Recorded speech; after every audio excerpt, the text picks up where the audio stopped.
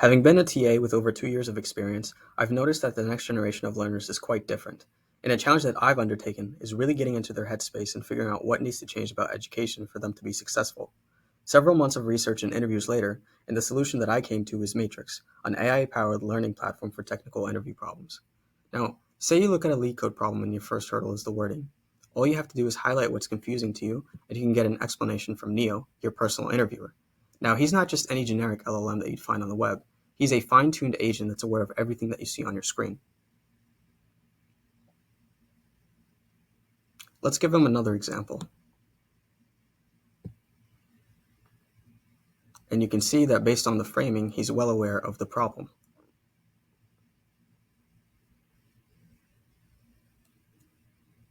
Now say this gives you enough information to come up with a plan.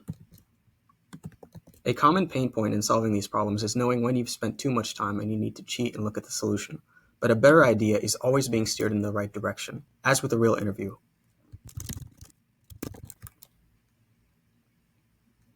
With confirmation that we are on the right track, we can develop our code a little bit further. Let's say we're ready to test. Looks like there's an error. We've upgraded to LLM-powered error handling, so the LLM can quickly identify and pinpoint where your issue is and give you a suggested fix. And you can apply the fix by pressing checkmark. And then when we submit, we should see that our code is now running, though some of the test cases are failing. Let's say we don't know what the reason is, so we're going to take a hint. Now, as with a real interviewer, Neo is going to give you something to think about, not just a blanket answer. This one here is forcing us to consider when we're incrementing components. In practice, what this means is that this needs to be tabbed in. Let's take another hint. We see that this hint here is suggesting using a different data structure. And in practice, what this means is that we need to use a set, which is customary in graph-related problems. But if we don't know what that is, we can just look at our toolkit and then expand to find the code. If we still have questions, we can just ask about it, and Neo is going to elaborate further, and then we're going to have these two new tabs where we can animate it and interact with it. And we see that this animation pulls from this set of numbers here, and it's going to attempt to add these numbers to a set. And with a set, you can't add duplicate numbers, so any duplicates are going to be marked red and not added.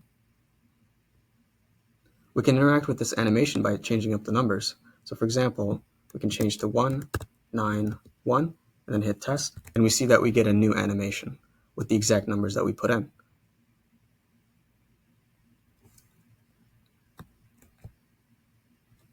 Let's take this code and paste it into our editor. Now let's figure out how we can refactor our code to use a set.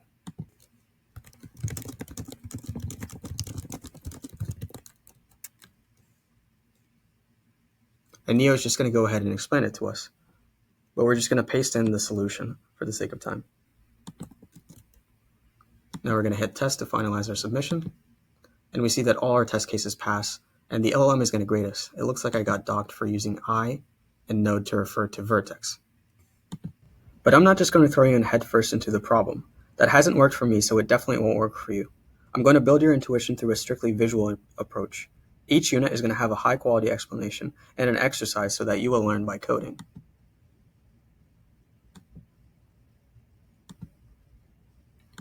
Zoom in on this one.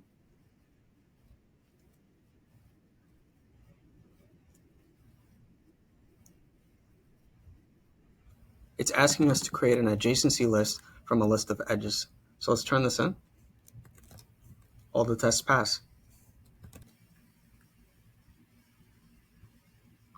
I've handpicked these exercises for them to be extremely reusable code snippets that you'll take with you to your next problem. As you can see, this code snippet is used in solving this problem, this problem,